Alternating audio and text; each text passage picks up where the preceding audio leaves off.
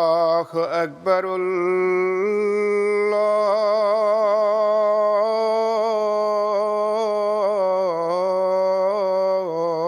الله أكبر.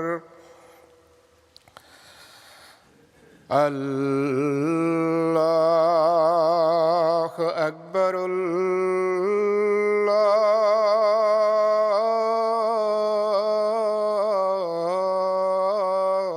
الله أكبر. أشهد أن لا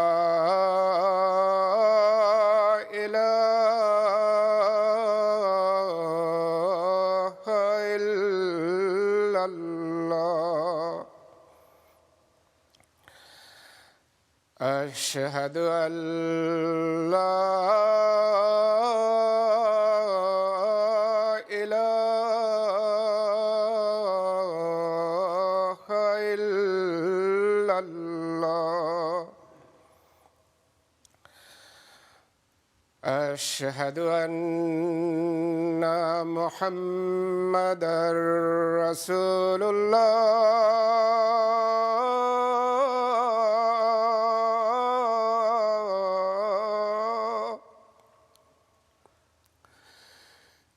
أشهد أن محمدًا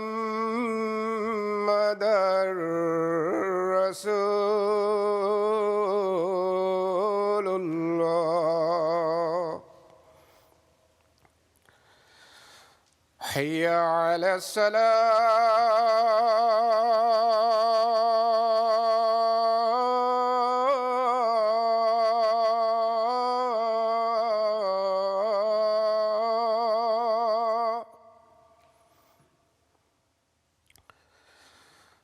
حي على الصلاة.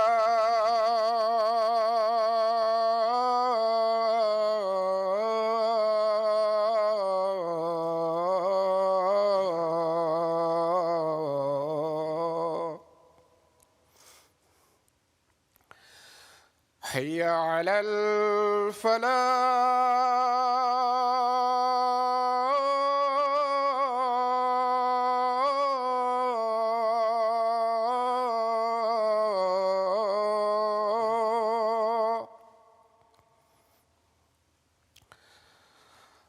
حي على الفلاح.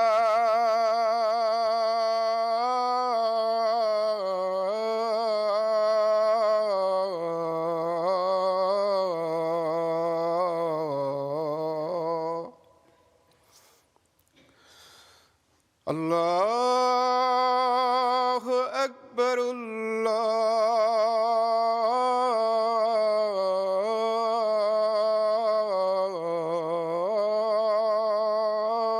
الله أكبر. لا إله إلا الله.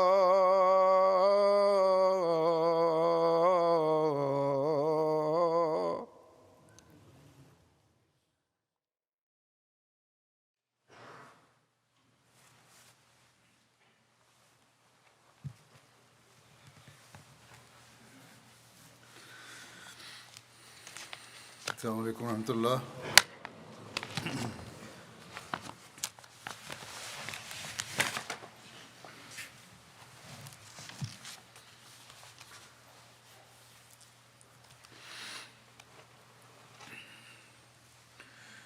أشهد أن لا إله إلا الله وحده لا شريك له وأشهد أن محمدًا عبده ورسوله. أما بعد فأعوذ بالله من الشيطان الرجيم. بسم الله الرحمن الرحيم. الحمد لله رب العالمين. الرحمن الرحيم.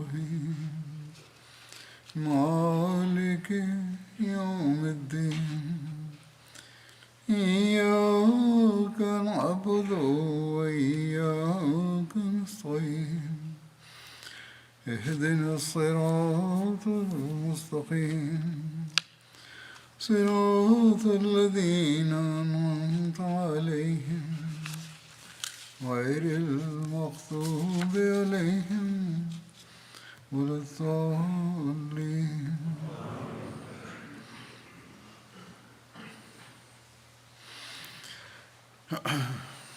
جنگ احد کے بارے میں ذکر ہو رہا ہے. اس ضمن میں مزید بیان کروں گا. جیسا کہ بیان ہوا تھا کہ دشمن نے اعلان کیا کہ حضرت صلی اللہ علیہ وسلم شہید ہو گئے ہیں. حضرت صلی اللہ علیہ وسلم کی شہادت کی یہ خبر جو مشہور کی تھی، جب مسلمانوں نے سنی تو مسلمانوں کی حالت کیا ہوئی،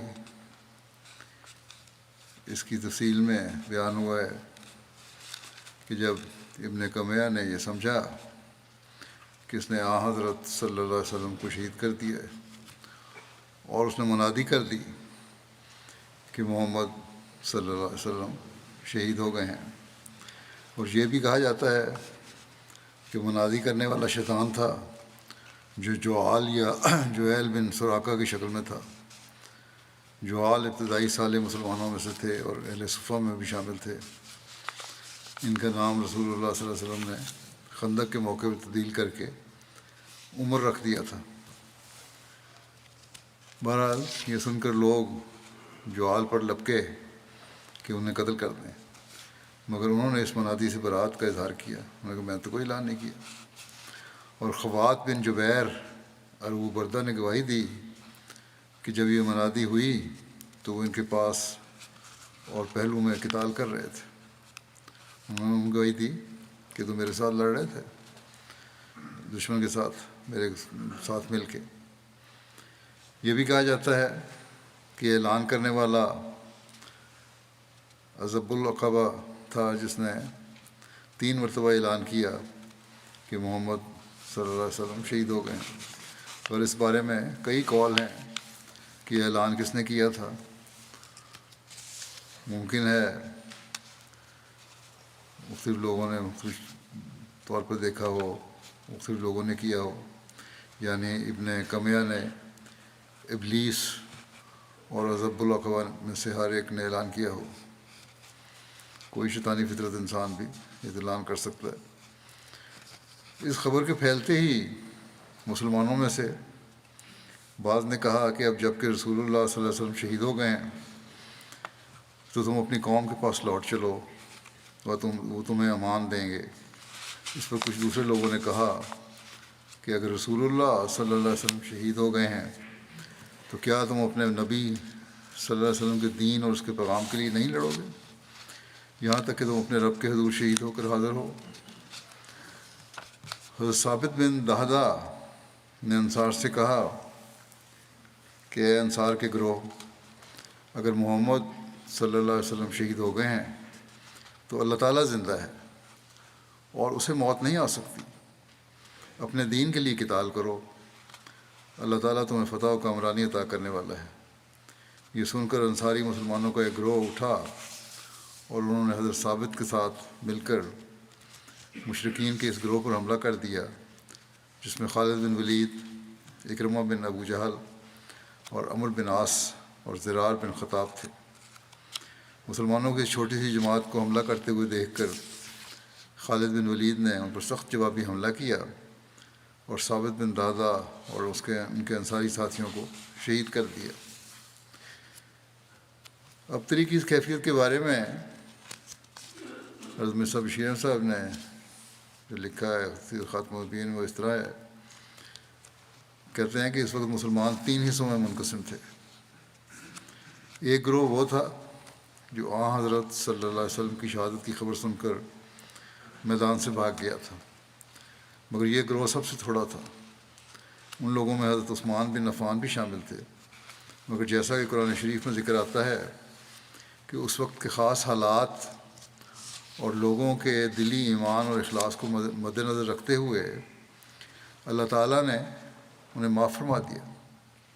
ان لوگوں میں سے بعض مدینہ تک جا پہنچے، اور اس طرح مدینہ میں بھی حضرت صلی اللہ علیہ وسلم کی خیالی شہادت اور لشکر اسلام کی ہزیمت کی خبر پہنچ گئی، جس سے تمام شہر میں ایک کوہرام مچ گیا، اور مسلمان مرد، عورتیں، بچے، بوڑھے نہایت سراسیمگی کی حالت میں شہر سے باہر نکل آئے اور احد کی طرف روانہ ہوئے، اور بعض تو جلد جلد دوڑتے ہوئے میدان جنگ میں پہنچے اور اللہ کا نام لے کر دشمن کی صفوں میں گھس گئے، یعنی انہوں نے جنگ شروع کر دی۔ دوسرے گروہ میں وہ لوگ تھے جو بھاگے تو نہیں تھے، مگر حضرت صلی اللہ علیہ وسلم کی شہادت کی خبر سن کر یا تو ہمت ہار بیٹھے تھے اور یا اب لڑنے کو بیکار سمجھتے تھے، اور اس لیے میدان سے ایک طرف ہٹ کر سرنگوں ہو کر بیٹھ گئے تھے۔ تیسرا گروہ وہ تھا جو برابر لڑ رہا تھا۔ ان میں سے کچھ تو وہ لوگ تھے جو حضرت صلی اللہ علیہ وسلم کے ارد گرد جمع تھے اور بے نظیر جان نثاری کے جوہر دکھا رہے تھے، اور اکثر وہ تھے جو میدان جنگ میں منتشر طور پر لڑ رہے تھے۔ ان لوگوں اور نیز گروہ ثانی کے لوگوں کو جوں جوں حضرت صلی اللہ علیہ وسلم کے زندہ موجود ہونے کا پتہ لگتا جاتا تھا، یہ لوگ دیوانوں کی طرح لڑتے بھیڑتے آپ کے گرد جمع ہوتے جاتے تھے۔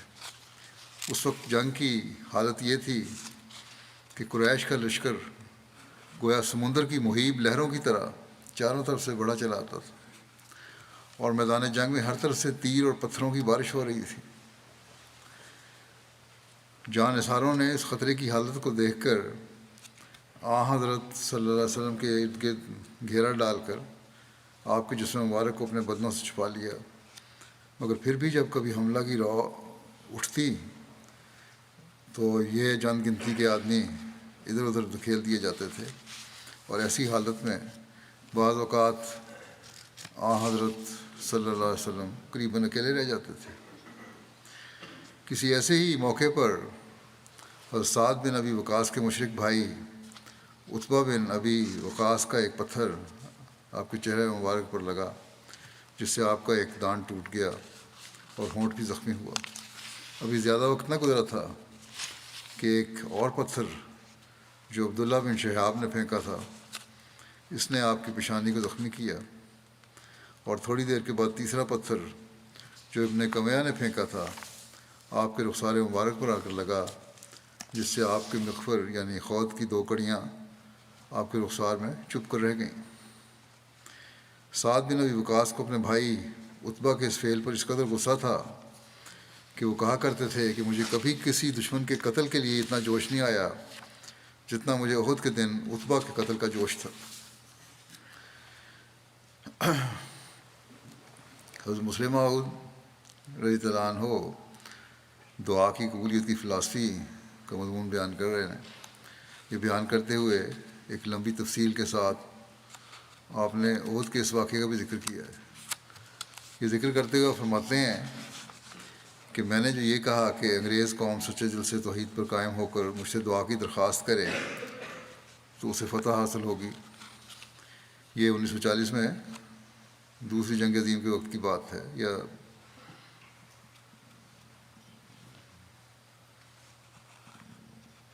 بہرحال آپ فرماتے ہیں کہ اگر یہ لوگ مجھ سے دعا کی درخواست کریں تو ان کو فتح حاصل ہوگی۔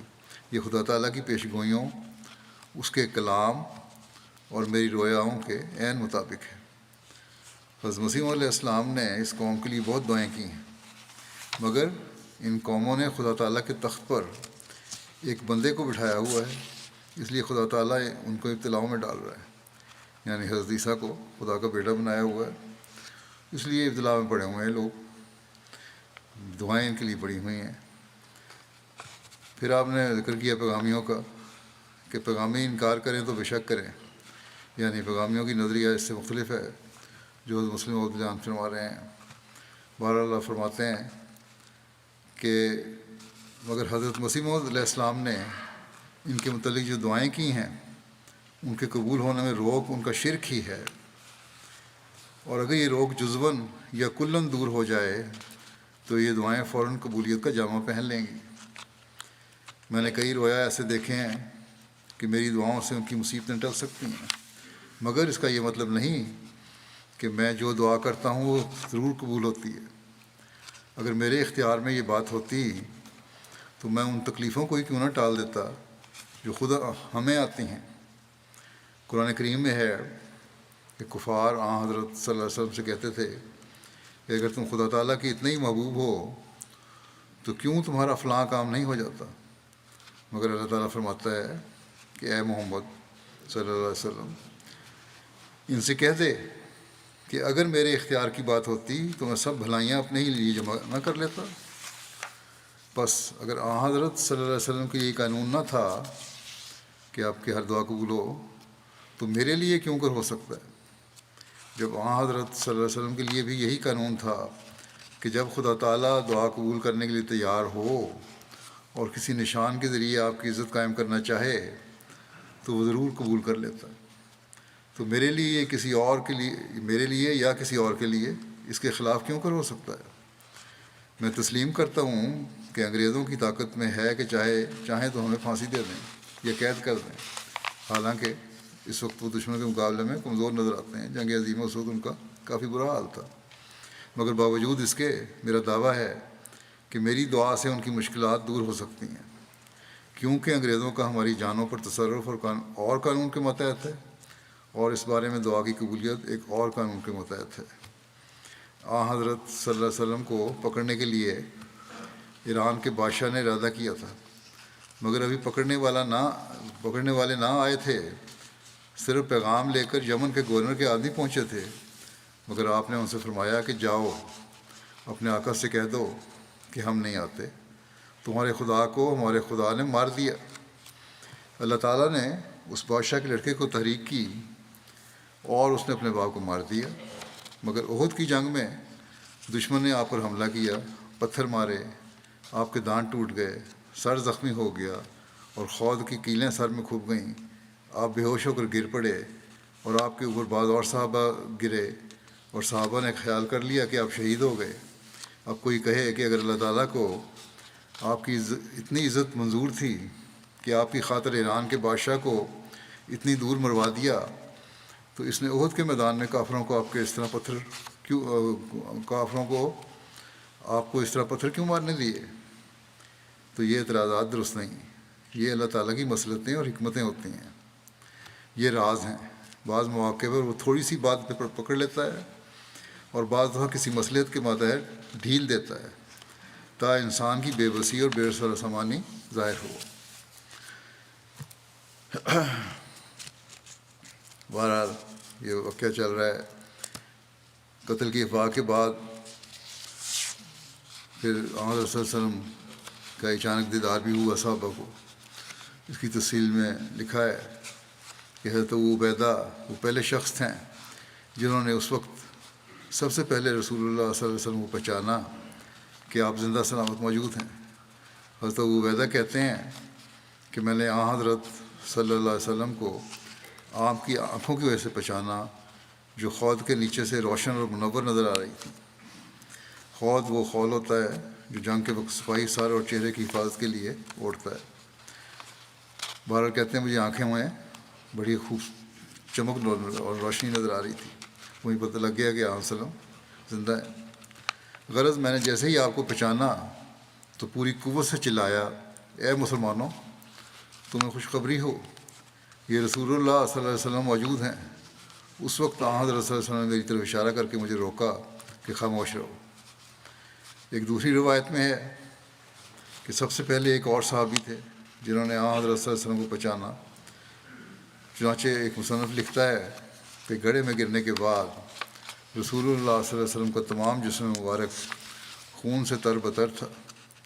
آپ باہر نکلے تو حضرت کعب بن مالک نے خود کے بیچ ہی سے آپ صلی اللہ علیہ وسلم کی آنکھوں سے آپ صلی اللہ علیہ وسلم کو پہچان لیا اور خوشی سے صدا بلند کرنے لگا، یا معاشر المسلمین ابشروا حاضر رسول اللہ صلی اللہ علیہ وسلم، اے مسلمانوں کے گروہ خوش ہو جاؤ، یہ رسول اللہ صلی اللہ علیہ وسلم ہیں۔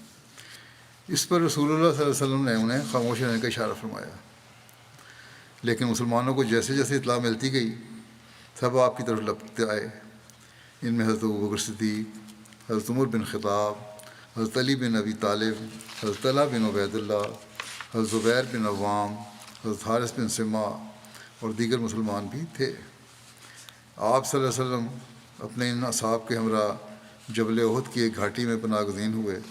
راستے میں دشمنوں نے جتنے بھی حملے کیے، اصحاب رسول صلی اللہ علیہ وسلم نے ان کا خوب دندان شکن جواب دیا۔ بعض کتب میں ہے کہ جنگ کا پاسا پلٹ جانے کی وجہ سے صورتحال نازک اور ناگفتہ بے ہو گئی تھی۔ اچانک رسول اللہ صلی اللہ علیہ وسلم حضرت سعد بن معاذ اور حضرت سعد بن عبادہ کے درمیان سے نمودار ہوئے اور ہم نے آپ کی چال سے آپ کو پہچان لیا۔ اس وقت ہماری خوشی کا کوئی ٹھکانہ نہیں تھا اور ایسا لگتا تھا جیسے نہ ہمیں شکست ہوئی اور نہ ہمارا کوئی نقصان ہوا۔ جب سب مسلمانوں نے آپ کو دیکھ اور پہچان لیا تو وہ آپ صلی اللہ علیہ وسلم کے گرد پروانوں کی طرح جمع ہو گئے اور آپ ان سب کو لے کر ایک گھاٹی کی طرف روانہ ہوئے۔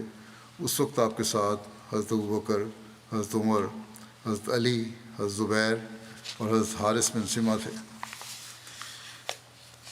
خلیفہ مسیح ثانی رضی اللہ عنہ بیان فرماتے ہیں کہ مسلمانوں کے لیے یہ حملہ چونکہ بالکل غیر متوقع تھا، اس لیے ان پر سخت گھبراہٹ طاری ہو گئی اور بوجہ بکھرے ہوئے ہونے کے دشمن کا مقابلہ نہ کر سکے۔ میدان پر کفار نے قبضہ کر لیا اور اکثر صحابہ سراسیمگی اور اضطراب کی حالت میں مدینے کی طرف بھاگ پڑے، یہاں تک کہ رسول کریم صلی اللہ علیہ وسلم کے گرد صرف 12 صحابہ رہ گئے، اور ایک وقت تو ایسا بھی آیا کہ 12 بھی نہیں، صرف 3 آدمی رسول کریم صلی اللہ علیہ وسلم کے ارد گرد رہ گئے، اور کفار نے خاص طور پر رسول کریم صلی اللہ علیہ وسلم پر تیر اندازی شروع کر دی۔ لیکن باوجود ان نازک حالات کے آپ برابر دشمن کے مقابلے میں کھڑے رہے اور اپنے مقام سے نہیں ہلے۔ آخر دشمن نے ایک یکدم ریلا کر دیا اور وہ چند آدمی بھی دھکیلے گئے اور رسول کریم صلی اللہ علیہ وسلم زخمی ہو کر ایک گڑھے میں گر گئے۔ آپ پر بعض اور صحابہ جو آپ کی حفاظت کر رہے تھے شہید ہو کر گر گئے، اور اس طرح رسول کریم صلی اللہ علیہ وسلم تھوڑی دیر کے لیے صحابہ کی نگاہوں سے اوجھل ہو گئے، اور لشکر میں یہ افواہ پھیل گئی کہ رسول کریم صلی اللہ علیہ وسلم شہید ہو گئے ہیں۔ یہ خبر صحابہ کے لیے اور بھی پریشان کن ثابت ہوئی اور ان کی رہی سہی ہمت بھی جاتی رہی۔ جو صحابہ اس وقت آپ کے گرد موجود تھے اور زندہ تھے، انہوں نے لاشوں کو ہٹا کر رسول کریم صلی اللہ علیہ وسلم کو گڑھے میں سے نکالا اور حفاظت کے لیے آپ کے ارد گرد کھڑے ہو گئے۔ جب حضرت صلی اللہ علیہ وسلم مشرکوں کے گھیرے سے نکل کر اپنے جانساروں کے ساتھ گھاٹی کی طرف جا رہے تھے تو عثمان بن عبداللہ بن مغیرہ ایک سیاہ سفید گھوڑے پر حضرت صلی اللہ علیہ وسلم کی طرف بڑھا۔ وہ سر سے پیر تک زرہ پوش تھا اور اس گھاٹی کی طرف بڑھ رہا تھا جہاں رسول اللہ صلی اللہ علیہ وسلم جا رہے تھے۔ وہ کہہ رہا تھا کہ یا تو وہ زندہ رہیں گے یا میں۔ حضرت صلی اللہ علیہ وسلم نے اس کی آواز سن کر ٹھہر گئے۔ اس وقت عثمان کے گھوڑے کو ان گڑھوں میں سے ایک سے ٹھوکر لگی جہاں گڑھے کھودے ہوئے تھے اور وہ اس میں گر پڑا۔ اس وقت حضرت حارث اس کی طرف جھپٹے، تھوڑی دیر دونوں میں تلواروں کے وار ہوئے۔ اچانک حضرت حارث بن سما نے اس کے پاؤں پر تلوار ماری۔ عثمان اس زخم سے ایک دم بیٹھ گیا۔ اس وقت حضرت حارث نے اس کا کام تمام کر دیا اور پھر زرہ اور خود اتار لیا۔ رسول اللہ صلی اللہ علیہ وسلم نے یہ دیکھ کر فرمایا، خدا کا شکر ہے کہ جس نے اس کو ہلاک کر دیا۔ اسی وقت عبید اللہ بن جابر عامری نے حضرت حارث پر حملہ کیا اور ان کے مونڈے پر وار کر کے انہیں زخمی کر دیا۔ حضرت حارث کے ساتھی انہیں اٹھا کر لے گئے۔ ساتھ ہی حضرت ابو دجانہ نے لپک کر عبید اللہ پر حملہ کیا اور اسے اپنی تلوار سے قتل کر کے واپس رسول اللہ صلی اللہ علیہ وسلم کے پاس آ گئے۔ مکے کے ایک رئیس ابی بن خلف کا حضرت صلی اللہ علیہ وسلم پر حملہ کرنے کا بھی ذکر ملتا ہے۔ جب حضرت صلی اللہ علیہ وسلم گھاٹی کی طرف جا رہے تھے تو ابی بن خلف ادھر آ گیا ابی بن خلف نے غزوہ بدر میں قیدی بننے کا فدیہ ادا کیا تھا۔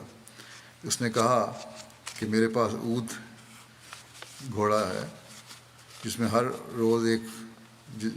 ہر روز ایک فرق یعنی 7.5 کلو مکئی کھلاتا ہوں، بہت طاقتور ہے اور بڑا صحت مند ہے، میں اس پر سوار ہو کر محمد صلی اللہ علیہ وسلم کو قتل کروں گا۔ جب آپ تک اس کی یہ بات پہنچی تو آپ نے فرمایا نہیں، بلکہ میں اسے قتل کروں گا۔ ایک قول یہ ہے کہ اس نے یہ بات ہجرت سے قبل مکہ مکرمہ میں آپ سے کی تھی۔ الغرض جب غزوہ احد ہوا تو حضور اکرم صلی اللہ علیہ وسلم نے اپنے صحابہ کرام سے فرمایا کہ مجھے اندیشہ ہے کہ ابی بن خلف میرے پیچھے سے مجھ پر حملہ آور ہوگا، جب تم اسے دیکھو تو مجھے بتا دینا۔ وہ زرہ پہنے ہوئے گھوڑے کو رقص کراتا آ رہا تھا۔ حضور اکرم صلی اللہ علیہ وسلم نے بھی اسے دیکھ لیا تو کہہ رہا تھا کہ محمد مصطفیٰ صلی اللہ علیہ وسلم کہاں ہیں؟ اگر وہ بچ گئے تو میں نہیں بچ سکوں گا۔ حضرت مصعب بن عمیر اس کے سامنے آ گئے، وہ آپ کا دفاع کر رہے تھے، آپ صلی اللہ علیہ وسلم کو دفاع کر رہے تھے مصعب بن عمیر۔ اس نے مصعب بن عمیر کو شہید کر دیا۔ صحابہ کرام نے عرض کی یا رسول اللہ، ابی آپ کی طرف آ رہا ہے، اگر آپ پسند کریں تو ہم میں سے ایک شخص کا کام تمام کر دے۔ دوسری روایت میں ہے کہ صحابہ کرام اس کے سامنے آ گئے، آپ نے فرمایا اسے چھوڑ دو، اس کے راستے سے ہٹ جاؤ۔ جب وہ آپ کے قریب ہو گیا تو آپ نے فرمایا اے کذاب، بھاگ کر کہاں جاتا ہے؟ حضور اکرم نے حضرت حارثہ بن سمہ سے نیزہ لیا، دوسرے قول کے مطابق حضرت زبیر بن عوام سے نیزہ لیا۔ آپ نے جھجری لی، صحابہ کرام آپ سے یوں پرے ہو گئے جیسے اونٹ کی کمر سے مکھیاں دور ہو جاتی ہیں۔ آپ ابی کے سامنے آئے، اسی گردن پر نیزہ مارا یا خود اور زرہ کے درمیان نظر آنے والی جگہ پر نیزہ مارا، جس کی وجہ سے وہ اپنے گھوڑے سے کئی بار نیچے لڑکھا۔ وہ بیل کی طرح ڈکارنے لگا، اسی گردن پر معمولی سی خراش آئی، اس کا خون رک گیا یا اس کی پسلیوں میں سے کوئی پسلی ٹوٹ گئی۔ وہ اپنے قوم کے پاس واپس گیا اور کہا بخدا مجھے محمد عربی صلی اللہ علیہ وسلم نے قتل کر دیا ہے۔ قوم نے کہا تیرا دل ٹوٹ گیا ہے، بخدا تجھے کچھ نہیں ہوا، یہ معمولی خراش ہی ہے۔ اگر ہم میں سے کسی کی آنکھ پر بھی اتنا زخم آتا تو اس کو کچھ بھی نہ ہوتا۔ اس نے کہا کہ مجھے لات اور عزیٰ کی قسم، جو چوٹ مجھے لگی ہے، اگر اہل ذوالمجاز یہ ربیہ اور مضر کے قبائل کو لگتی تو سارے مر جاتے۔ اس نے مجھے مکہ مکرمہ میں کہا تھا، یعنی آن سلم نے، کہ میں تجھے قتل کروں گا۔ بخدا اگر وہ یعنی آن سلم مجھ پر تھوک بھی دیتا تو میں مر جاتا۔ جب مشرکین واپس آ رہے تھے تو یہ صرف کے مقام پر واصل جہنم ہو گیا۔ صرف ایک بڑی وادی ہے جو آج کل اس کو نواریہ کہتے ہیں۔ حجۃ الوداع میں مدینہ سے یہ آپ کی 7ویں منزل تھی، جو تنیم کے قریب مکے سے 9 یا 10 میل کے فاصلے پر ہے۔ تو مرزا بشیر احمد صاحب نے لکھا ہے کہ جب قریش ذرا پیچھے ہٹ گئے اور جو مسلمان میدان میں موجود تھے وہ آن حضرت صلی اللہ علیہ وسلم کو پہچان کر آپ کے ارد گرد جمع ہو گئے تو آپ نے اپنے ان صحابہ کی جمعیت میں آہستہ آہستہ پہاڑ کے اوپر چڑھ کر ایک محفوظ درے پر ان صحابہ کی جمعیت میں آہستہ آہستہ پہاڑ کے اوپر چڑھ کر ایک محفوظ درے میں جب پہنچ گئے۔ راستے میں مکے کے ایک رئیس ابی بن خلف کی نظر آپ پر پڑی اور وہ بغض اور عداوت میں اندھا ہو کر یہ الفاظ پکارتا ہوا آپ کی طرف بھاگا کہ لا نجوت ان نجا، کہ اگر محمد صلی اللہ علیہ وسلم بچ کر نکل گیا تو میں تو نہ بچا۔ صحابہ نے اسے روکنا چاہا مگر آن حضرت صلی اللہ علیہ وسلم نے فرمایا اسے چھوڑ دو اور میرے قریب آنے دو۔ جب وہ آپ پر حملہ کرنے کے خیال سے آپ کے قریب پہنچا تو آپ نے ایک نیزہ لے کر اس پر ایک وار کیا، جسے وہ چکر کھا کر زمین پر گرا اور پھر اٹھ کر چیختا چلاتا ہوا واپس بھاگ گیا، اور وہ بظاہر زخم زیادہ نہیں تھا مگر مکے پہنچنے سے پہلے وہ پیوند خاک ہو گیا۔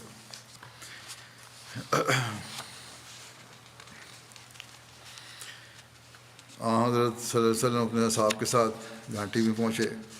اس کے بارے میں ابن اسحاق کا بیان ہے کہ رسول اللہ صلی اللہ علیہ وسلم کی شہادت کے اعلان اور کچھ لوگوں کے منتشر ہو جانے کے بعد سب سے پہلے رسول اللہ صلی اللہ علیہ وسلم پر حضرت کعب بن مالک کی نگاہ پڑی۔ ان کا بیان ہے کہ میں نے خود کے درمیان میں سے آپ کی چمکتی ہوئی آنکھیں دیکھ کر بلند آواز سے پکارا، اے مسلمانوں خوش ہو جاؤ، رسول اللہ صلی اللہ علیہ وسلم یہ ہیں۔ یہ سن کر رسول اللہ صلی اللہ علیہ وسلم نے ہاتھ سے اشارہ کیا کہ خاموش رہو۔ جب مسلمانوں نے رسول اللہ صلی اللہ علیہ وسلم کو پہچان لیا تو آپ صلی اللہ علیہ وسلم کے ہمراہ گھاٹی کی طرف روانہ ہوئے۔ آپ کے ساتھ حضرت ابوبکر صدیق، حضرت عمر، حضرت علی، حضرت طلحہ بن عبید اللہ اور حضرت زبیر بن عوام اور حضرت حارث بن سمع وغیرہ صحابہ تھے۔ جبکہ رسول اللہ صلی اللہ علیہ وسلم صحابہ کی جماعت کے ساتھ اس چٹان پر قائم فرما تھے، اچانک قریش کی ایک جماعت پہاڑ کے اوپر پہنچ گئی۔ اس جماعت میں خالد بن ولید بھی تھے۔ حضرت صلی اللہ علیہ وسلم دشمن کو اوپر دیکھ کر دعا کی کہ اللہم انہ لا ینبغی لہم ان یعلونہ، اللہم لا قوت لنا الا بک۔ اے اللہ، ان کے لیے جائز نہیں کہ وہ ہم پر غالب آئیں۔ اے اللہ، ہماری طاقت و قوت نہیں ہے مگر صرف تیرے ہی ذریعے۔ اسی وقت حضرت عمر فاروق نے مہاجرین کی ایک جماعت کے ساتھ ان لوگوں کا مقابلہ کیا اور انہیں پیچھے دھکیل کر پہاڑی سے نیچے اترنے پر مجبور کر دیا۔ سیرت خاتم النبیین میں بیان ہوا ہے کہ جب حضرت صلی اللہ علیہ وسلم درے پر پہنچ گئے تو قریش کے ایک دستے نے خالد بن ولید کی کمان میں پہاڑ پر چڑھ کر حملہ کرنا چاہا، لیکن حضرت صلی اللہ علیہ وسلم کے حکم سے حضرت عمر نے چند مہاجرین کو ساتھ لے کر اس کا مقابلہ کیا اور اسے رسوا کر دیا۔ اسی جنگ کے واقعے کی ایک روایت ایک تاریخ میں اس طرح ملتی ہے کہ حضرت زبیر بیان کرتے ہیں کہ رسول اللہ صلی اللہ علیہ وسلم احد کے دن 2 زرہیں پہنے ہوئے تھے۔ آپ نے چٹان پر چڑھنا چاہا مگر زرہوں کے وزن کی وجہ سے اور سر اور چہرے پر چوٹ سے خون بہنے کی وجہ سے آپ صلی اللہ علیہ وسلم کو کمزوری ہو گئی تھی تو چٹان پر چڑھ نہ سکے، تو حضرت طلحہ نیچے بیٹھ گئے اور حضرت صلی اللہ علیہ وسلم ان کے اوپر پیر رکھ کر چٹان پر چڑھے۔ حضرت زبیر کہتے ہیں کہ میں نے اس وقت رسول اللہ صلی اللہ علیہ وسلم کو یہ کہتے ہوئے سنا کہ طلحہ نے اپنے اوپر جنت واجب کر لی۔ ایک روایت میں آتا ہے کہ حضرت صلی اللہ علیہ وسلم نے چٹان کے اوپر جانے کا ارادہ کیا جو گھاٹی پر تھی، مگر جب آپ چڑھنے لگے تو سر مبارک کے زخم سے خون نکل جانے اور کمزوری کی وجہ سے طاقت نے ساتھ نہیں دیا، پھر اس کے ساتھ آپ کے جسم پر 2 زروں کا بوجھ تھا۔ یہ دیکھ کر حضرت طلحہ بن عبید اللہ جلدی سے آپ کے سامنے بیٹھ گئے اور آپ کو کاندھوں پر بٹھا کر چٹان کے اوپر لے گئے۔ اسی وقت آپ نے فرمایا، طلحہ کے اس نیک عمل کی وجہ سے ان کے لیے جنت واجب ہو گئی۔ جیسا کہ بیان ہوا ہے کہ اسی جنگ میں حضرت صلی اللہ علیہ وسلم کا دانت مبارک بھی شہید ہوا تھا۔ اس وقت کا جو نقشہ حضرت ابوبکر نے کھینچا ہے، اس کے متعلق حضرت عائشہ فرماتی ہیں کہ حضرت ابوبکر جب یوم احد کا تذکرہ کرتے تو فرماتے وہ دن سارے کا سارا طلحہ کا تھا، پھر اس کی تفصیل بتاتے کہ میں ان لوگوں میں سے تھا جو احد کے دن رسول اللہ صلی اللہ علیہ وسلم کی طرف واپس لوٹے تھے، تو میں نے دیکھا کہ ایک شخص رسول اللہ صلی اللہ علیہ وسلم کے ساتھ آپ کی حفاظت کرتے ہوئے لڑ رہا ہے۔ راوی کہتے ہیں کہ میرا خیال ہے کہ آپ نے فرمایا، یعنی حضرت ابوبکر نے فرمایا کہ وہ آپ صلی اللہ علیہ وسلم کو بچا رہا تھا۔ حضرت ابوبکر کہتے ہیں کہ میں نے کہا کاش طلحہ ہو، مجھ سے جو موقع رہ گیا سو رہ گیا، اور میں نے دل میں کہا کہ میری قوم میں سے کوئی شخص ہو تو یہ مجھے زیادہ پسندیدہ ہے۔ حضرت ابوبکر نے اس وقت یہ سوچا، کہتے ہیں میرے اور رسول اللہ صلی اللہ علیہ وسلم کے درمیان ایک شخص تھا جس کو میں نہیں پہچان سکا، حالانکہ میں اس شخص کی نسبت رسول اللہ صلی اللہ علیہ وسلم کے زیادہ قریب تھا، اور وہ اتنا تیز چل رہا تھا کہ میں اتنا تیز نہ چل سکتا تھا۔ تو دیکھا کہ وہ شخص ابو عبیدہ بن جراح تھے۔ پھر میں رسول اللہ صلی اللہ علیہ وسلم کے پاس پہنچا، آپ کا نچلا ربائی دانت، یعنی 2 بندے یہ تھے، طلحہ بھی تھے وہاں اور عبیدہ بن جراح بھی تھے۔ ربائی دانت سامنے والے 2 دانتوں اور نوکیلے دانت درمیان والے دانت ٹوٹ چکا تھا اور چہرہ زخمی تھا۔ آپ کے رخسار مبارک میں خود کی کڑیاں دھنس چکی تھیں۔ رسول اللہ صلی اللہ علیہ وسلم نے فرمایا تم دونوں اپنے ساتھی کی مدد کرو. اس سے آپ کی مراد طلحہ تھی اور ان کا خون بہت بہہ رہا تھا. حضرت طلحہ بہت زیادہ زخمی ہو گئے تھے آن صلی اللہ علیہ وسلم کی حفاظت کرتے ہوئے. حضرت صلی اللہ علیہ وسلم نے بجائے یہ کہنے کے کہ مجھے دیکھو، فرمایا کہ طلحہ کو جا کے دیکھو. ہم نے ان کو رہنے دیا اور میں آگے بڑھا، یعنی حضرت طلحہ کی طرف توجہ نہیں دی بلکہ ہم نے آن صلی اللہ علیہ وسلم کی طرف توجہ دی، اور تاکہ خود کی کڑیوں کو رسول اللہ صلی اللہ علیہ وسلم کے چہرے مبارک سے نکال سکیں.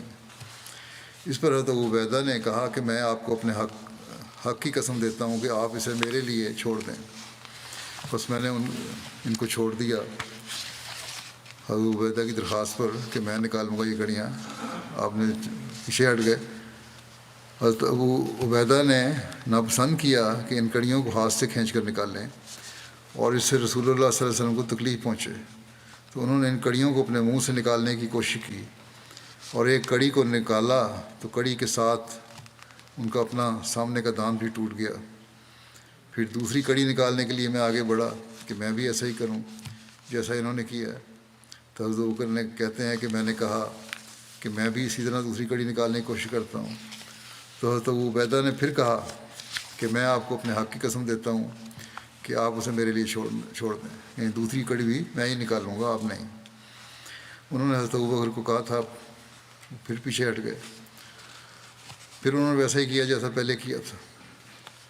ابو عبیدہ کا سامنے کا دوسرا دانت بھی کڑی کے ساتھ ٹوٹ گیا، اور ابو عبیدہ سامنے کے ٹوٹے ہوئے دانتوں والے لوگوں میں سب سے زیادہ خوبصورت تھے. حضرت ابوبکر یہ فرمایا کرتے تھے. پھر ہم رسول اللہ صلی اللہ علیہ وسلم کے علاج معالجہ سے فارغ ہو کر طلحہ کے پاس آئے. وہ ایک گڑھے میں تھے تو دیکھا کہ ان کے جسم پر نیزے، تلوار اور تیروں کے کم و بیش 70 زخم تھے اور ان کی انگلی بھی کٹی ہوئی تھی. تو ہم نے ان کی مرہم پٹی کی. حضرت ابو عبیدہ کے علاوہ حضرت عقبہ بن وہب اور حضرت ابوبکر کے بارے میں بھی روایت ملتی ہے کہ انہوں نے یہ کڑیاں نکالیں، لیکن بہرحال پہلی روایت زیادہ بہتر ہے.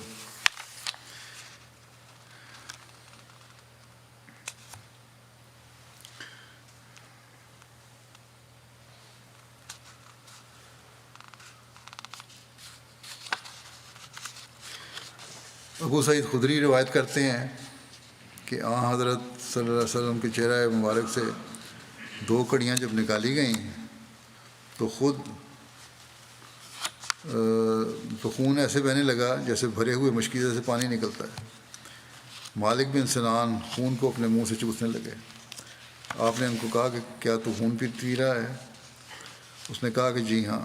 رسول اللہ صلی اللہ علیہ وسلم نے فرمایا جس کے خون کو میرا خون چھو گیا اس کو آگ نہیں چھوئے گی. یہ بعض سبیل الرشاد کی یہ روایت ہے، لیکن لگتا ہے کہ یہ روایت وہ قابل غور ہے، مورد نظر ہیں بعض روایتیں ان کی. بہرحال اللہ بہتر جانتا ہے کہاں تک یہ صحیح ہے، کیونکہ اگر خون اس طرح اس کو خون روکنے کے بجائے اس سے زیادہ اور خون نکلتا ہے تو زیادہ کمزوری پیدا ہوتی ہے. بہرحال آگے اس کا جواب بھی آ جاتا ہے اگلی روایات میں میرا خیال ہے، اس لیے یہ روایت اتنی سکہ نہیں ہے. غزوہ احد میں پھر لکھا ہے کہ غزوہ احد میں حضرت صلی اللہ علیہ وسلم کو جو زخم لگے اس حوالے سے بخاری کی روایت ہے کہ حضرت سہل بن سعد سے رسول اللہ صلی اللہ علیہ وسلم کے زخم کی بات پوچھا گیا تو انہوں نے کہا کہ مجھ سے پوچھتے ہو تو اللہ کی قسم میں خوب جانتا ہوں کہ کون رسول اللہ صلی اللہ علیہ وسلم کا زخم دھو رہا تھا، یعنی نظارہ سب کچھ میری آنکھوں کے سامنے ہے، اور کون پانی ڈال رہا تھا اور کیا دوا لگائی گئی تھی. حضرت سہل نے کہا کہ رسول اللہ صلی اللہ علیہ وسلم کی بیٹی حضرت فاطمہ زخم دھو رہی تھی اور حضرت علی ڈھال میں سے پانی ڈال رہے تھے. جب حضرت فاطمہ نے دیکھا کہ پانی خون کو اور نکال رہا ہے تو انہوں نے بوری کا ایک ٹکڑا لیا اور اس کو جلایا اور اس کے ساتھ چپکا دیا. اس سے خون رک گیا اور اس دن آپ کے سامنے والا دانت بھی ٹوٹ گیا تھا اور آپ کا چہرہ زخمی ہو گیا تھا اور آپ کا خود آپ کے سر پر ٹوٹ گیا تھا. یہاں خون کو بند کرنے اور دھونے کا ذکر ہے، چوسنے کا تو کوئی ذکر نہیں. یہی روایت بخاری کی جو ہے یہی صحیح ہے. جب رسول اللہ صلی اللہ علیہ وسلم گھاٹی کے دہانے تک پہنچے تو علی بن ابی طالب مہراس کے پانی سے اپنی ڈھال بھر کر رسول اللہ صلی اللہ علیہ وسلم کے پاس لائے. مہراس جبل احد میں جن چھوٹے بڑے گڑھوں میں بارش کا پانی جمع ہو جاتا ہے انہی گڑھوں کا نام مہراس ہے. اس کے مہراس کے معنی میں یہ لکھا ہوا ہے. یہ جگہ اس مقام کے قریب ہے جہاں حضرت حمزہ شہید ہوئے تھے تاکہ آپ صلی اللہ علیہ وسلم اس کو پی لیں، لیکن اس کی بدبو کی وجہ سے آپ نے اس کو نہیں پیا اور اپنے چہرے سے خون کو دھو لیا اور اپنے سر پر ڈالا اور فرمایا اللہ تعالیٰ اس شخص پر سخت غضبناک ہوتا ہے جو اس کے نبی کے چہرے کو زخمی کر دے. محمد بن مسلمہ عورتوں سے پانی مانگنے گئے، ان کے پاس پانی نہیں تھا. رسول اللہ صلی اللہ علیہ وسلم کو سخت پیاس لگی ہوئی تھی تو محمد بن مسلمہ ایک چشمے پر گئے اور وہاں سے میٹھا پانی لائے. رسول اللہ صلی اللہ علیہ وسلم نے وہ پانی پی کر ان کو خیر کی دعا دی. طبرانی میں سہل بن سعد سے روایت ہے کہ رسول اللہ صلی اللہ علیہ وسلم کا چہرہ انور احد کے دن زخمی ہو گیا اور آپ کے دندان مبارک شہید ہو گئے اور خود رسول اللہ صلی اللہ علیہ وسلم کے سر مبارک پر ٹوٹ گیا تھا. جب مشرکین چلے گئے تو عورتیں صحابہ کرام کے پاس آئیں، ان میں فاطمہ بھی تھیں. وہ جب رسول اللہ صلی اللہ علیہ وسلم کو ملیں تو ان کو چمٹ گئیں اور آپ کے زخم دھونے لگیں، اور علی ڈھال کے ذریعے پانی بہاتے تھے لیکن خود خون زیادہ بہہ رہا تھا تو فاطمہ نے چٹائی کا کچھ حصہ جلا کر راکھ بنا لی اور اس سے زخم کی ٹکور کی یہاں تک کہ وہ زخم کے ساتھ مل گئی اور خون رک گیا. آپ صلی اللہ علیہ وسلم کے چہرے مبارک سے خون ٹپک رہا تھا. آپ صلی اللہ علیہ وسلم کا خون پہنچتے جاتے تھے، خود اپنا خون پہنچتے جاتے تھے اور یہ فرماتے جاتے تھے کہ کیفا یفلح قوم شجو نبیہم وکسروا روایاتہ وہو یدعوہم الی اللہ. وہ قوم کیسے کامیاب ہو سکتی ہے جس نے اپنے نبی کو زخمی کیا اور اس کا ربائی دانت توڑ ڈالا جبکہ وہ انہیں اللہ تعالیٰ کی طرف بلاتا ہے. انشاءاللہ باقی آئندہ فلسطین کے لیے میں دعا کے لیے کہتا رہتا ہوں.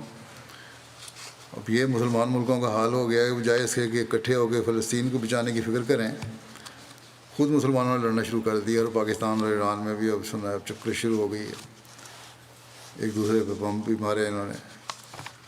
تو یہ خطرناک صورتحال پیدا ہو رہی ہے. اللہ تعالیٰ ہی مسلمان ملکوں کو، لیڈروں کو عقل اور سمجھ عطا فرمائے. ان کے لیے بھی دعا کریں، اللہ تعالیٰ حقیقت میں ان کو اپنا مقصد کو سمجھنے کی توفیق دے اور ایک امت واحدہ بننے والے ہوں گے.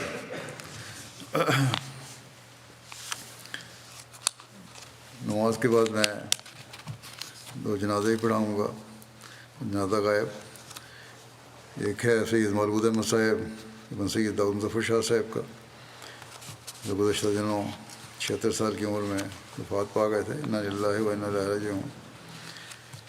آپ حضرت مسلم موعود رضی اللہ عنہ اور حضرت سیدہ ام طاہر صاحبہ کے نواسے اور صاحبزادی امت الحکیم صاحبہ اور سید داؤد مظفر شاہ کے بیٹے تھے.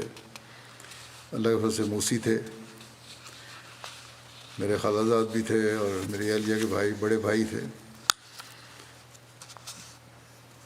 ان کے دادا سید محمود اللہ شاہ صاحب تھے جو سید عبدالستار شاہ صاحب کے بیٹے تھے.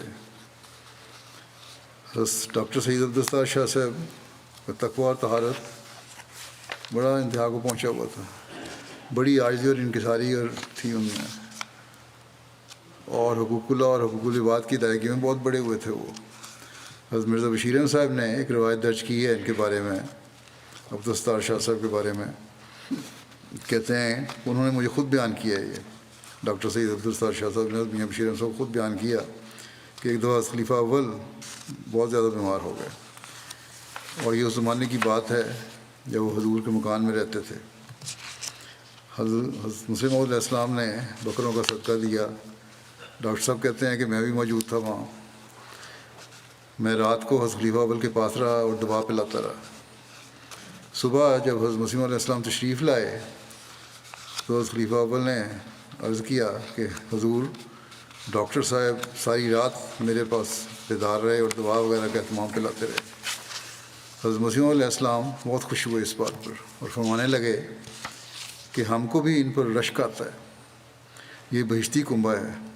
اور یہ الفاظ چند بار حضرت مسیح موعود نے فرمائے، بار بار فرمائے حضرت ڈاکٹر عبدالستار شاہ صاحب کے بارے میں. سید ملگو شاہ صاحب نے لوا سے تعلیم حاصل کی، میٹرک کیا، ایف ایس سی کی، پھر لاہور میں انجینئرنگ کالج میں یونیورسٹی میں داخلہ ملا ان کو، مکینیکل انجینئرنگ میں ڈگری حاصل کی. پاکستان میں بھی مختلف کمپنیوں میں کام کیا، پھر چند سال نائجیریا میں بھی ایک کمپنی میں بطور انجینئر کام کرنے گئے تھے، وہاں کام کیا اور اللہ کے فضل سے اچھی زندگی گزاری. ان کا نکاح حضرت خلیفۃ مسیح ثالث نے جب پڑھایا تھا تو اس میں جو خطبہ دیا حضرت خلیفۃ ثالث رحمہ اللہ تعالیٰ نے وہ تھا کہ ازدواجی رشتے درخت کے پیوند کی مانند ہوتے ہیں جنہیں شروع میں بڑا سنبھال کر رکھنا پڑتا ہے. یہ خطبات نکاح بعض پرانے میں اس لیے پڑھ دیتا ہوں، بہت سارے لوگ سوال کرتے ہیں کہ کس طرح ہم اچھے رشتے نبھا سکتے ہیں. تو یہ ہدایتیں ہیں، اپنے سامنے رکھیں، مختصر ہوتی ہیں، اس لیے میں بعض دفعہ میں خود بیان کر دیتا ہوں نکاحوں میں، بعض دفعہ یہ صاحب کا خلفاء کی ہدایات دے دیتا ہوں. بہرحال فرماتے ہیں کہ جنہیں شروع میں ہی بڑا سنبھال کر رکھنا چاہیے، رکھنا پڑتا ہے. قرآن کریم کی ہدایت کے مطابق اس پیوند کو قول سدید کے دھاگے سے باندھنا پڑتا ہے، یعنی سچائی، بالکل کامل سچائی کے دھاگے سے باندھنا پڑتا ہے، تب جا کر اس کی حفاظت ہوتی ہے. اور اس کی ذمہ داری نہ صرف ہر دو میاں اور بیوی پر بلکہ ان کے خاندانوں پر، ان کے ماحول پر، بلکہ ان کے دوستوں پر بھی عائد ہوتی ہے. کیونکہ بہت سی خوبیاں بدزنیوں کے نتیجے میں یا چغلیوں کے نتیجے میں یا بے صبری کے نتیجے میں یا طیش کے نتیجے میں پیدا ہو جاتی ہیں، اور اس کو روکنے کے لیے قول سدید ایک بہت ہی مضبوط دھاگا ہے. انہوں نے فرمایا کہ خدا کرے کہ جس نکاح کا میں اس وقت اعلان کر رہا ہوں وہ ہر دو خاندانوں کے لیے برکت ہو، پھر جماعت کے لیے برکت ہو، انسانیت کے لیے برکت ہو، خادم نئی نسل پیدا ہو اس میں سے. پھر آپ نے فرمایا کہ رشتہ میری چھوٹی ہمشیرہ امت الحکیم اور سید داؤد مظفر شاہ کے بیٹے سید مولود احمد کا ہے، جو ڈاکٹر سید غلام مجتبیٰ کی بیٹی لبنہ شہباز سے طے پا رہا ہے.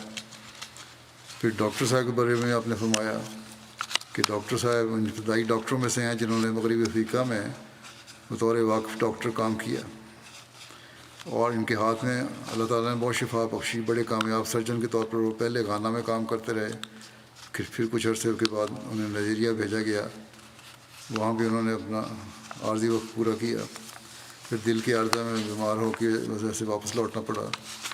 پھر خلیفہ ثالث نے انہیں دعا بھی دی کہ اللہ تعالیٰ نے ان کو صحت سے رکھی اور ان کو توفیق دے کہ دوبارہ جائیں افریقہ، اور یہ دعا بھی اللہ تعالیٰ نے قبول فرمائی. اس کے بعد بھی وہ گئے اور ایک لمبا عرصہ وہاں دوبارہ افریقہ میں خدمت کی توفیق ملی. پھر مسلم خلیفہ ثالث نے یہ دعا بھی کی کہ اللہ تعالیٰ سید مولود احمد کو بھی خدمت دین کی توفیق دے، اور اپنے طور پر جو دعائی خدمتی کر سکتے تھے انہوں نے کی. اس کے بعد ان کے بیٹے سید سعود احمد کہتے ہیں کہ میرے والد شروع سے ہی نمازوں کے پابند، فجر کی نماز کے بعد تلاوت کرنے والے، بلکہ تہجد گزار بھی تھے، مجھے پتہ ہے. ان کی تلاوت بھی بڑی اچھی آواز میں کہتے تھے، پڑھتے تھی. پھر کہتے تھے رات کو سونے سے پہلے ہمیں پرانے بزرگوں کے قصے اور واقعات سناتے تھے. چندوں میں باقاعدہ تھے اور ہمیں بھی چندوں کے باقاعدہ رہنے کی تلقین کیا کرتے تھے. جیب خرچ بھی دیتے تو کہتے پہلے چندہ دے کے آؤ. عیدی ملتی تو اس میں بھی کہتے چندہ دیا کرو. ہر ایک کی علیحدہ علیحدہ فائل بنائی ہوئی تھی. اسی طرح وصیت جب کروائی بچوں کی بھی، ان کی بھی فائل بنائی، اپنا ریکارڈ بھی رکھا، اور ہر چندہ خود کلیئر کرتے تھے. رمضان کے روزوں کے علاوہ شوال کے روزے بھی رکھنے والے تھے. قرآن کریم کے 2 دور مکمل کرتے اور تیسرے دور ختم کرنے کی کوشش کرتے رمضان میں. یہ لکھا ہے اس نے کہ بڑے کھرے انسان تھے، بہت شفاف طبیعت کے مالک، سیدھے صاف گو تھے، بہت ملنسار تھے. پرانا تعلق کسی سے ہوتا یا نیا، خود رابطہ رکھتے اور کسی نہ کسی بہانے حال پوچھتے رہتے، چھوٹا ہو یا بڑا سب سے حسن سلوک سے پیش آتے، اپنے دل میں کبھی کسی کے بارے میں کینہ نہیں رکھا، تعصب نہیں تھا، کوئی جتنی مرضی زیادتی کر جاتا لیکن ہمیشہ حسن خلق سے پیش آتے تھے، اگر کوئی بڑی زیادتی کر جاتا تو خود جا کر اس سے تعلق بناتے۔ اور یہ صرف بیٹے نہیں لکھیں بلکہ میں نے بھی دیکھا ہے، یہ حقیقت میں یہ خوبیاں ان میں موجود تھیں، میرا بھی یہی مشاہدہ ہے، اور بہت سے تجدید کرنے والے لوگوں نے بھی جو ان سے واقف تھے انہوں نے بھی یہ لکھا ہے کہ واقعی یہ خوبیاں ان میں موجود تھیں۔ تو اس لیے بیٹے نے ہی لکھا ہے کہ ایک دفعہ مسلم موعود رضی اللہ عنہ نے کہیں سفر پہ گئے باہر، تو تحفہ لائے ان کے لیے کھلونا ایک، جس کو انہوں نے کھول کے ٹکڑے ٹکڑے کر دیا، اور مسلم موعود نے کہا کہ میں نے تمہیں تحفہ دیا، تم نے اس کے ٹکڑے کر دیے ہیں، تو کہنے لگے کہ میں ابھی جوڑ دیتا ہوں، اور پھر اس کو جوڑ بھی دیا حضرت مسلم موعود کے سامنے۔ تو مسلم موعود نے ان کی والدہ کو کہا کہ اس کو انجینئر بنانا، تو حضرت مسلم موعود کی یہ بات بھی پوری ہوئی، بعد میں انجینئر بن بھی گئے وہ، اور بڑے اچھے انجینئر تھے۔ پھر حضرت مسلم موعود کی ایک نصیحت جو ساروں کے لیے بڑی کام والی ہے، اس کا بیان کر دیتا ہوں۔ ایک مرتبہ حضرت مسلم موعود اپنے فارم سندھ میں جو تھا زمین ہے وہاں گئے ہوئے تھے، یہ بھی وہیں تھے ان دنوں میں، یہ بھی اپنے والد کے ساتھ حضرت مسلم موعود کے ساتھ ہی زمینوں کا جائزہ لے رہے تھے، دورہ کر رہے تھے جب حضرت مسلم موعود کے ساتھ ساتھ تھے ان کے۔ تو اس وقت آموں کے باغ کے غالباً سیزن کا پھل کا غالباً تھا سیزن، تو ٹھیکیدار نے پھل توڑ کے نیچے رکھے ہوئے تھے، باغ کے جو ٹھیکہ ہے وہ دے دیا جاتا ہے، بیچ دیا جاتا ہے، اور پھل وہ پھر ٹھیکیدار کا ہوتا ہے، کچھ جنس اس میں سے لی جاتی ہے مالک کی، لیکن بہرحال اس نے اپنا پھل توڑ کے رکھا ہوا تھا۔ یہ بچے تھے، انہوں نے ایک اس میں سے ایک آم اٹھا لیا، حضرت مسلم موعود نے کہا کہ واپس رکھ کے آؤ، یہ اب تمہاری ملکیت نہیں، یہ ٹھیکیدار کی ملکیت ہے۔ تو یہ انداز سے حضرت مسلم موعود کی بھی تربیت کی۔ اب یہ کہہ سکتے تھے کہ جس جنس میں ملتی ہے اس میں سے نکل جائے گا، کوئی حرج نہیں، لیکن نہیں، اپنے نواسے کی اس طرح تربیت کی آپ نے۔ پھر ان کی بیٹی سید مولود کی ماریہ، عزیزہ ماریہ کہتی ہیں کہ قرآن کریم اور روحانی خزائن اور ملفوظات کا مسلسل مطالعہ رکھتے تھے۔ اسی طرح مجھے یہ بھی پتہ ہے کہ تفسیر کبیر جو ہے اس کا بھی مطالعہ تھا، اور بڑا گہرا علم تھا، ظاہر نہیں کرتے تھے اپنا علم کو لوگوں میں بیٹھ کے، لیکن اگر کوئی پوچھے کہیں بات ہو، مسئلہ حل ہو، تو بڑے اچھے حوالے دیتے تھے، اور انہوں نے بھی مجھے لکھا ہے یہ دینی اور دنیوی اعتبار سے۔ کہتی جب بھی ہم کوئی مسئلہ پوچھتے تو اچھا حل بتاتے تھے، دعاؤں کی طرف توجہ کرنے کی تلقین کرتے، اور یہ یہی کہتے تھے کہ تم دعا کرو اور معاملہ پھر اللہ پہ چھوڑ دو۔ اللہ تعالیٰ ان سے مغفرت اور رحم کو سلوک فرمائے، اور ان کی بیوی بچوں کی حفاظت کرے، اور ان کی نیکیاں جاری رکھنے کی توفیق دے۔ ان کے ایک بھائی ہیں سید صاحب، انہوں نے بھی لکھا ہے یہی کہ بڑی خوبی یہ تھی، خوشی کا موقع ہو یا غمی کا، ہمیشہ یہ پہل کرنے والے تھے، مبارکباد دینے میں، مریض ہو تو یاد کرنے میں سب سے پہلے آتے تھے۔ حنیف محمود صاحب مربی سلسلہ ہیں، یہ لکھتے ہیں اسلام آباد سے ان سے تعارف ہوا، سادہ، سفید پوش، خاموش طبع، درویش اور فرشتہ صفت انسان تھے، اور واقفین زندگی خاص طور پر بیان اکرام کو بہت احترام کرتے تھے۔ ربا آئے تو یہاں بھی اس تعلق کو نبھایا جو اسلام آباد سے قائم ہوا تھا، اکثر تلاش کر کے مسجد میں ملتے تھے، اور کہتے ہیں جب بھی ان کو دعا کے لیے کہو، اس کے بعد دعا کے بعد اس پر حال حوال پوچھا کرتے تھے کہ کیا بنا۔ پھر اللہ تعالیٰ یہ نیکیاں جاری رکھے، جیسا کہ میں نے کہا ان کے بچوں میں بھی۔ دوسرا جنازہ جس کو پڑھانا ہے ان کا ذکر یہ ہے، وہ ہے مکرم حمید آگ محمد صاحب، یہ صدر جماعت مہدی آباد ڈوری ریجن برکینا فاسو کے ہیں۔ یہ گزشتہ دنوں 65 سال کی عمر ان کی وفات ہوئی ہے، انا للہ و انا الیہ راجعون۔ ان کے پسماندگان میں 2 بیویاں اور 10 بیٹے اور 5 بیٹیاں شامل ہیں۔ مشنری انچارج صاحب لکھتے ہیں بڑے چاقو چوپن تھے. اس دنوں میں وہاں گیا تھا ڈوری میں. شہداء کی فیملیوں کو ان کے گھروں میں خود سیٹ کر رہے تھے. نئے گھر بنا کے دیے ہیں جماعت نے شہداء کی فیملیوں کو, وہاں سیٹ کر رہے تھے. اور پھر 2 دن بعد ہی گھر گئے اپنے. وہاں بیہوش ہو کے گر پڑے, شدید ہارٹ اٹیک ہوا اور پھر ان کی وفات ہو گئی. 1999 میں احمدیت قبول کرنے کی ان کو سعادت ملی, اور احمدی ہونے کے بعد الحاج ابراہیم بدگاہ صاحب کے پاس مہدی آباد منتقل ہو گئے.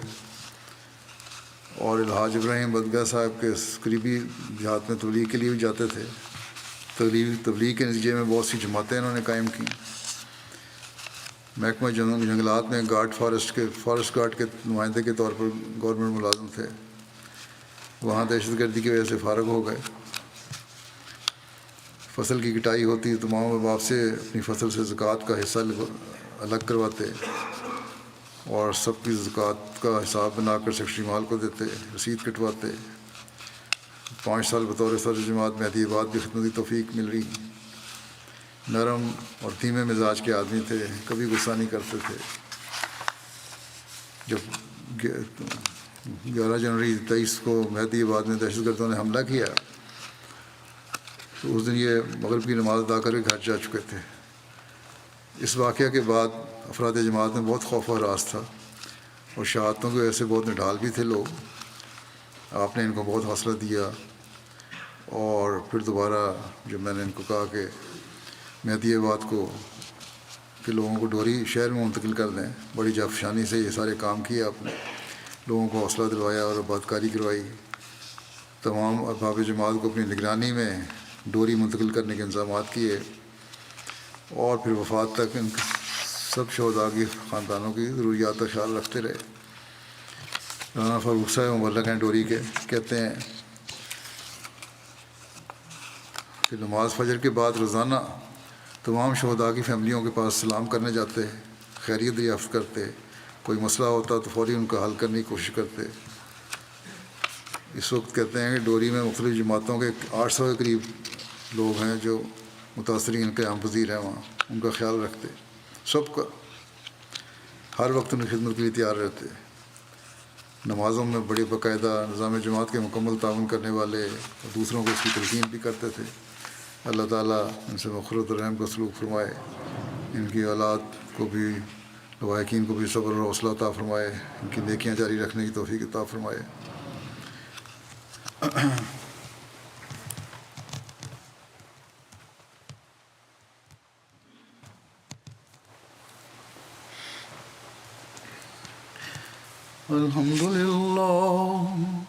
الحمد لله نحمده ونستعينه ونستغفره ونؤمن به ونتوكل عليه ونعوذ بالله من شرور أنفسنا ومن سيئات أعمالنا. من يهده الله فلا مضل له ومن يضلل فلا هادي له. ونشهد أن لا إله إلا الله ونشهد أن محمدا عبده ورسوله. عباد الله رحمكم الله, إن الله يأمر بالعدل والإحسان وإيتاء ذي القربى وينهى عن الفحشاء والمنكر والبغي يعظكم لعلكم تذكرون. اذكروا الله يذكركم وادعوه يستجب لكم ولذكر الله أكبر.